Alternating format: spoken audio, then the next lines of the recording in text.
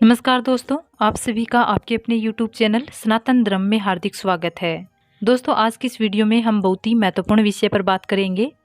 दोस्तों, खरमास अब समाप्त होने वाला है। खरमास के समाप्त होने के बाद आपको क्या करना चाहिए और क्या नहीं करना चाहिए, और वो कौन से कार्य हैं जो आपको विशेष रूप से अवश्य ही कर लेने चाहिए खरमास समाप्त होने के बाद।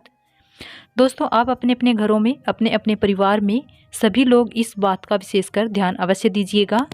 ये जानकारी आप सभी के लिए बहुत ही महत्वपूर्ण है, इसलिए वीडियो को अंत तक जरूर देखें। दोस्तों, 14 अप्रैल को खरमास समाप्त होगा। खरमास समाप्त होने के बाद आप सभी अपने अपने ज़रूरी कार्य निपटा सकते हैं। अभी गुरु अस्त है, तो इसी वजह से शादी विवाह जैसे कार्य नहीं होंगे, लेकिन व्रत उद्यापन इत्यादि कार्य हैं, वो सारे कार्य आप कर सकते हैं। दोस्तों, 14 अप्रैल से खरमास समाप्त हो रहा है, तो चलिए जानते हैं 14 अप्रैल को आपको क्या क्या उपाय करने हैं। तो सबसे पहले इस दिन आप सुबह जल्दी उठ जाएं और उठने के बाद स्नान कर लें। स्नान करने के बाद आप थोड़ा सा हल्दी और गंगा जल लें। फिर हल्दी और गंगा जल को मिलाकर आप इस जल से अपने पूरे घर में छिड़काव करें। दोस्तों, गंगा जल में नकारात्मक ऊर्जाओं को सोखने की क्षमता होती है, और ऐसा करने से आपके घर की सभी नकारात्मक ऊर्जाएं समाप्त हो जाती है। ऐसी मान्यता है कि खरमास समाप्त होने के बाद अपने घर में गंगा जल और हल्दी का छिड़काव अवश्य करना चाहिए। दोस्तों, यदि आपने अपने घर में शिवलिंग स्थापित कर रखा है और शिवलिंग के ऊपर जो छोटी मटकी होती है जिसे जलहरी कहा जाता है, अगर आपने जलहरी की व्यवस्था नहीं की है तो आज आप जलहरी अवश्य ले आएं, क्योंकि वैशाख महीने में गर्मी अपनी चरम सीमा पर होती है।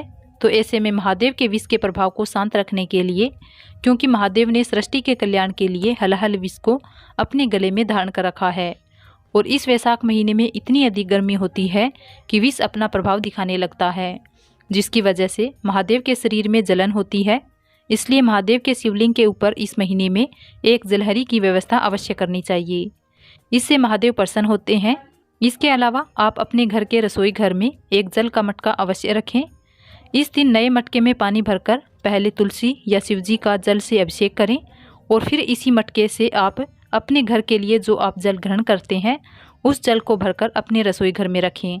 कहा जाता है कि मटके में जो आप जल भर के रखते हैं उसमें पितरों का वास होता है और पितर तृप्त होते हैं। कभी भी ये मटका खाली नहीं होना चाहिए, हमेशा ये मटका भर कर रखना चाहिए, और हमेशा इसके जल को आप बदलते रहें।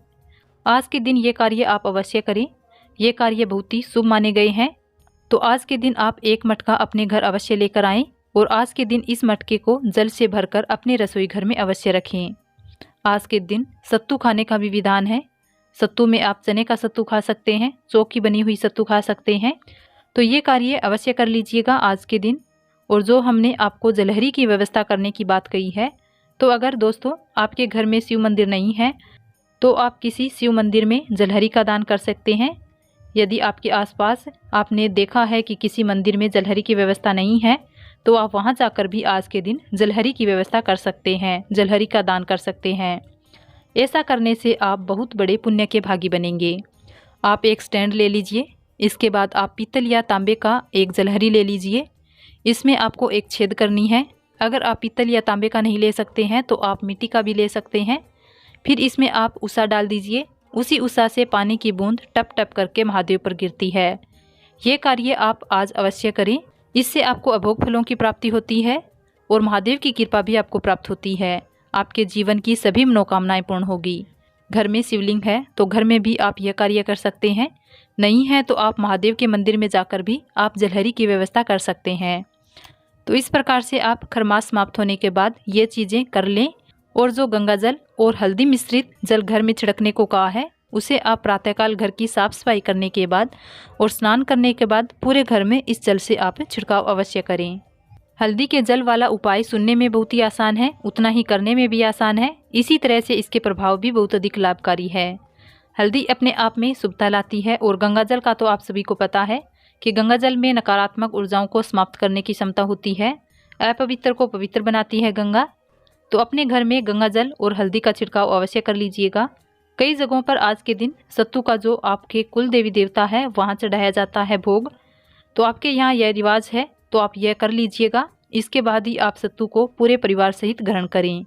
अगर आपके यहाँ यह रिवाज नहीं है तो आप अपने परिवार सहित सत्तू को अवश्य खाएं। तो दोस्तों आज की इस वीडियो में दी गई जानकारी पसंद आए तो सनातन धर्म चैनल को सब्सक्राइब करें, वीडियो को लाइक और शेयर करें।